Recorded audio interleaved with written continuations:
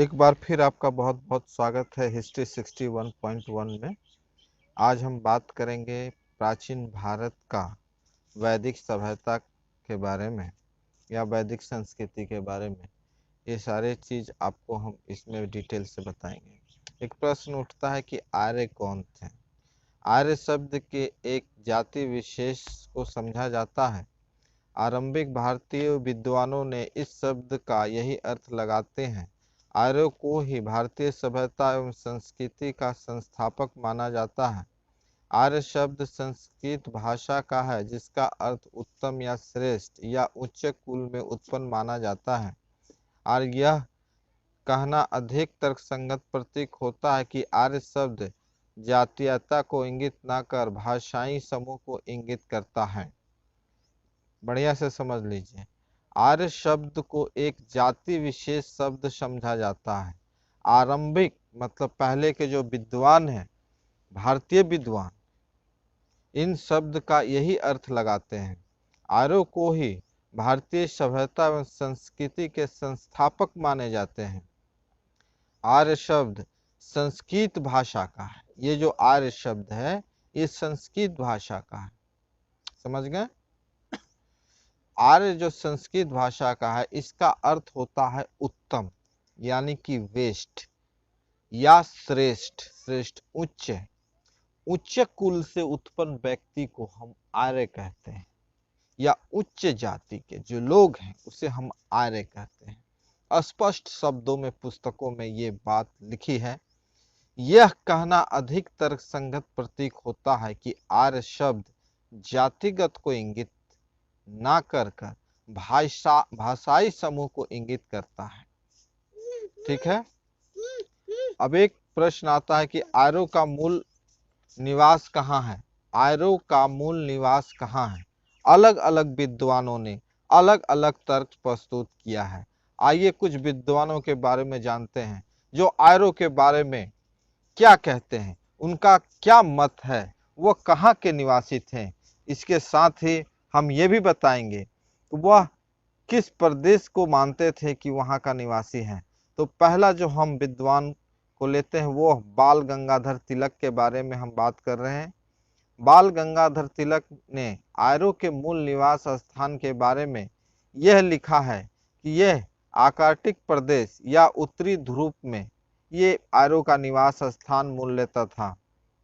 William Jones जो थे उनका तर्क ये था कि आर्यों का मूल निवास यूरोप में था। मैक्स मुलर विद्वान का कहना है कि आर्यों का मूल निवास मध्य एशिया था। मैक्स मुलर का कहना है कि आर्यों का मूल निवास जो था मध्य एशिया में था। हमारे बहुत बड़े विद्वान स्वामी दयानंद सरस्वती का कहना है कि आर्यों का मूल निवास तिब्बत में था। बैंडेनिस्टिक इनका मत है कि यह दक्षिण रूस में इनका मूल निवास था। पी गाइलस विद्वान का मत है कि आर्यों का मूल निवास हंगरी यूरोप में था। नेहारिया एवं गार्डन चाइलन का विश्वास था, मत था कि आर्यों का मूल निवास दक्षिण रूस में था। डॉक्टर अविनाश चंद्र का विश्वास था या मत था कि इसका मूल निवास शब्द सैधव क्षेत्र में था।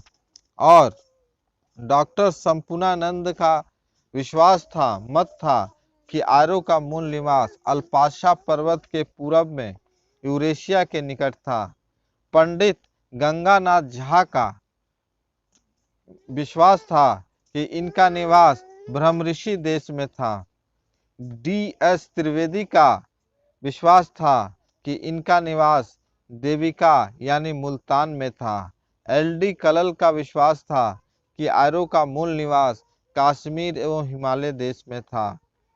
रोडस का विश्वास था कि आर्यों का मूल निवास बैक्टीरिया में था। और पेका एवं हेट का यह मत था कि आर्यों का मूल निवास जो है वह जर्मनी में था। मियर, किल्ड, ओल्डवर्ग ये तीनों विद्वानों का मत था कि आर्यों का मूल निवास पामीर का पठार था। इस तरह विद्वानों में यह मतभेद है कि आर्यों का मूल निवास कहाँ था। फिर भी हम लोग एक निष्कर्ष पर पहुंचते हैं। हम मैक्स मुलर के सिद्धांतों पर चलते हुए आर्यों का मूल निवास मध्य एशिया मान लेते हैं।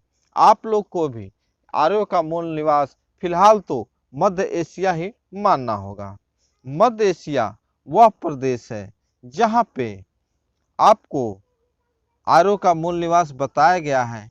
ये जो है एशिया, जहाँ कैस्पिया सागर है और इटालियन है, हिल्ली है, ये सारे जगह को मध्य एशिया कहा जाता है। आर्यों का मूल निवास एक तरह से अल्पाशा पर्वत के पूर्वी क्षेत्र में था, जो वर्तमान में यूरेशिया, यूरोप और एशिया कहलाता है। ये दोनों का सम्मिश्रण है जिसे हम यूरेशिया कहते हैं। भारत में आर्यों की जानकारी ऋग्वेद से मिलती है, जो कि हिंद यूरोपी भाषा का सबसे पुराना ग्रंथ है। इस वेद में आर्य शब्द का उल्लेख 36 बार हुआ है। आर्य शब्द का उल्लेख 36 बार हुआ है और जो वस्तुतः संस्कृति समुदाय का घोतक है। मध्य एशिया या एशिया का बृहद भू अवरुद्ध क्षेत्र है। संयुक्त राष्ट्र संघ ने मध्य एशिया की परिभाषा में 5 देश Uzbekistan, Turkmenistan, Tajikistan, Kyrgyzstan, Kazakhstan को शामिल किया है। मध्य एशिया भौगोलिक क्षेत्र का नामकरण सर्वप्रथम भूगोलवेत्ता अलेक्जेंडर वन हॉमेट द्वारा 1843 ईस्वी में किया गया था। इस प्रकार हम कह सकते हैं कि आर्यों की जो मूल स्थान है उसके बारे में विद्वानों को बहुत ही मतभेद है। इसका सही निर्णय नहीं लिया गया है अभी तक, लेकिन फिलहाल यह हम मैक्स मुलर के सिद्धांत को ही मानना चाहेंगे। तो चलिए अगला जो है ऋग्वेद से हम बात करते हैं।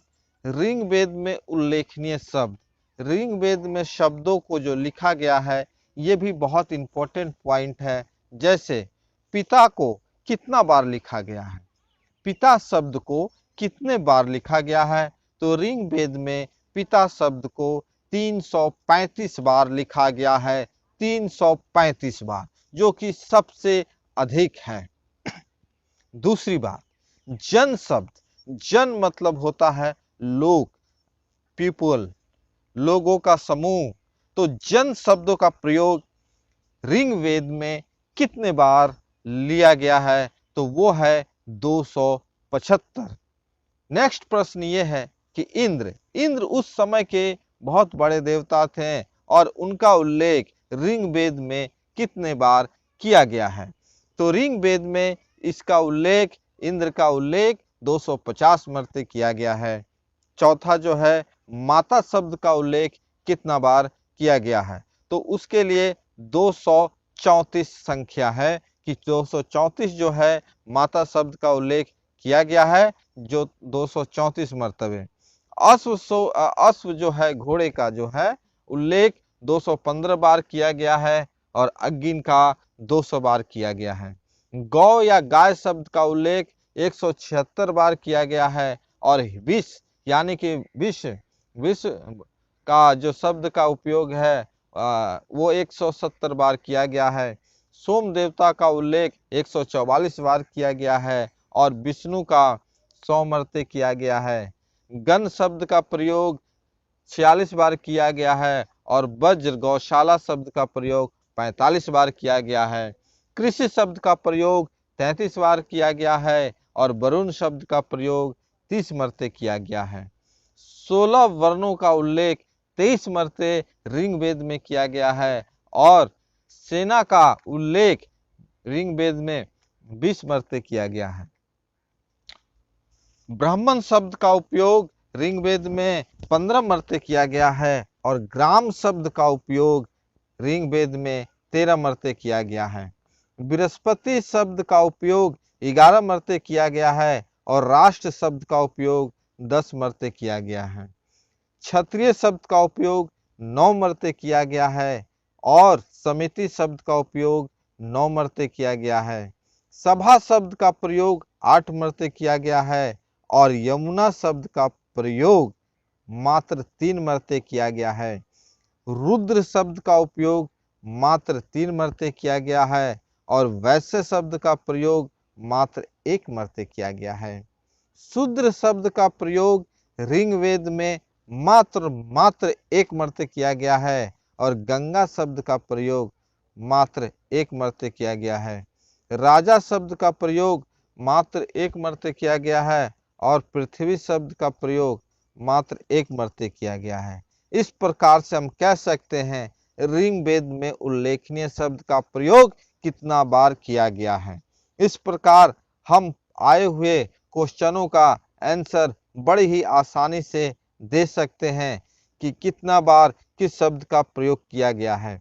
इस प्रकार हम आज का वीडियो यहीं समाप्त करते हैं। जय हिंद, जय भारत।